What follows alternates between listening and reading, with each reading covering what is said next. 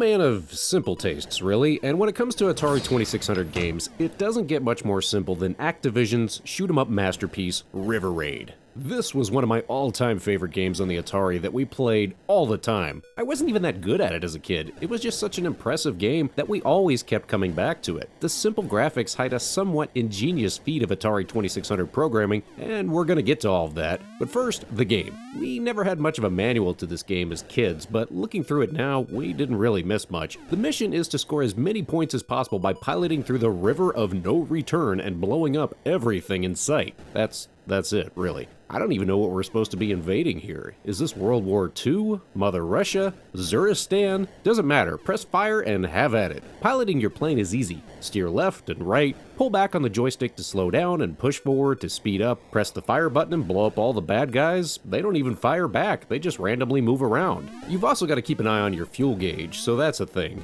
The game starts off easy enough with plenty of fuel to be had, but it won't be long before you'll be begging for every last drop of fuel that you can find. Rack up points by shooting enemy tankers, helicopters, jets, bridges, and also the fuel silos. Yeah, you can accidentally or on purpose shoot your refueling stations. One little trick I always liked to do was to slow down to refuel as long as possible while passing over the fuel depot and then fire a shot right at the last second so you can still get the points. This is a deterrent for just firing randomly all over the place though, because like I mentioned before, later in the game you'll be consistently begging for fuel. I don't know how many times I accidentally shot the only fuel station when my low fuel alarm was going off. River Raid is one hit and you're dead, but for every 10,000 points you'll get an extra jet. You get 500 points just for taking out the bridges between each area, and that's the thing that always blew my mind about this game as a kid. It just keeps going on and on. Now keep in mind this game came out in 1982, and for me at least, I was probably playing it in 84 or 85. It was well before an NES ever made its way into my home, so most Atari 2600 games at the time took place on just one, maybe two screens. Then comes River Raid, where you just keep blowing up bridges and proceeding to the next area in a truly seamless fashion.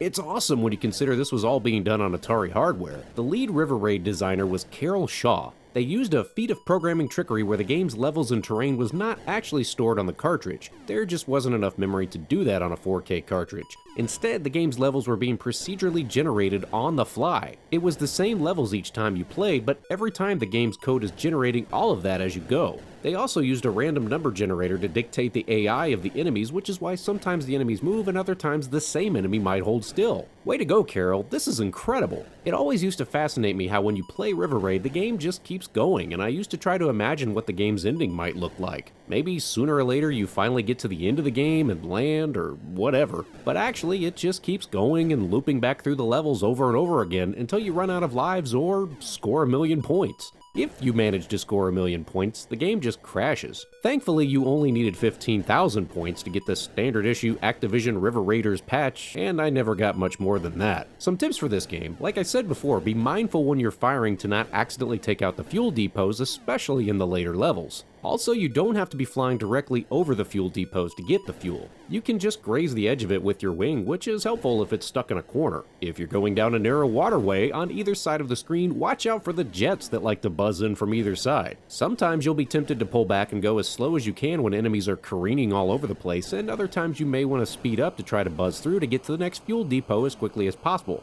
However, keep in mind your fuel gauge depletes at the same rate no matter how fast or slow you're going. So you can't just tiptoe through the whole game all slow. You're gonna have to suck it up and go full speed sooner or later. But no matter how fast you're going, the play control is smooth as butter, and the sound effects of the jet and the explosions are all super satisfying. There's no way to pause the game unless you happen to die, and it's one of those games where you can just kinda zone out and get into that gaming zone where you lose track of time while you're playing, and it's just, oh man, this is so freaking cool to play even today.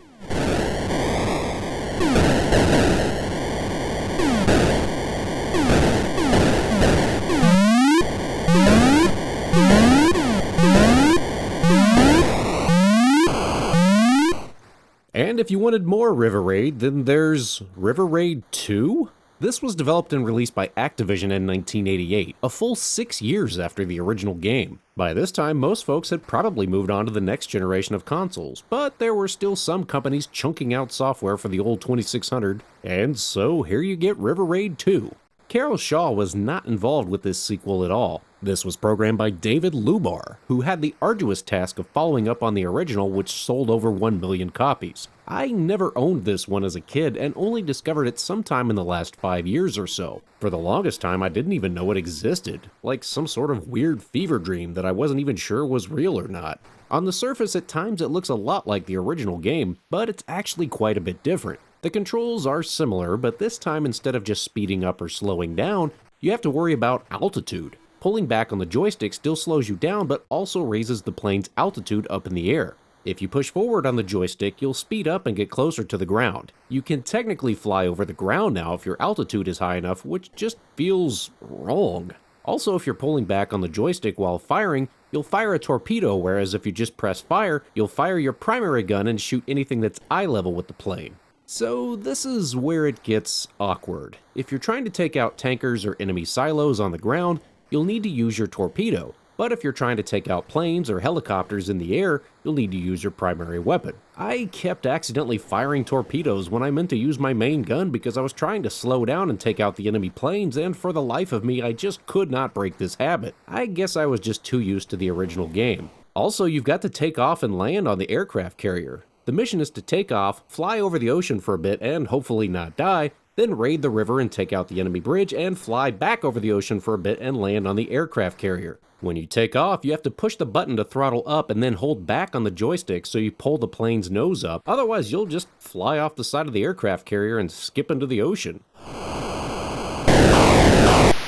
So yep, if you always wanted some sort of closure to the levels in the first river raid, well, you'll get your wish here because you have to land after each mission, and I kept messing up the altitude and smacking into the side of the aircraft carrier. You still have to constantly refuel like in the first game, but also this time the enemies can fire back at you. Overall, there's some serious merit to this game because it feels like it adds a bit more strategy to the simplistic nature of the first installment. It's impressive to see it in action on the 2600 at all, but honestly, I just can't get the hang of this game. I have better luck just avoiding the enemies completely and seeing how long I can stay alive. I feel like if you're willing to put in the work, there might be a fun time to be had here, but I guess the original is just too burned into my brain for me to like this one as much as I want to. Also, it kinda tries to do too much on the Atari. I need an extra button for the torpedo so I don't keep accidentally firing the wrong thing at enemy planes or something.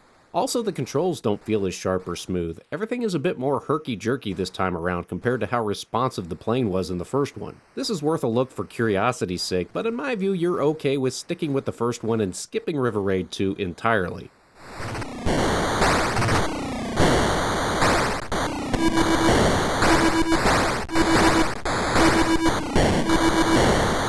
Well, what did you think? What was your all-time high score in River Raid? Did you ever play the sequel at all? Did you play either of these growing up, and which one did you prefer more? As always, thank you so much for watching. Please don't text and drive, and I'll see you next time on Friday Night Arcade.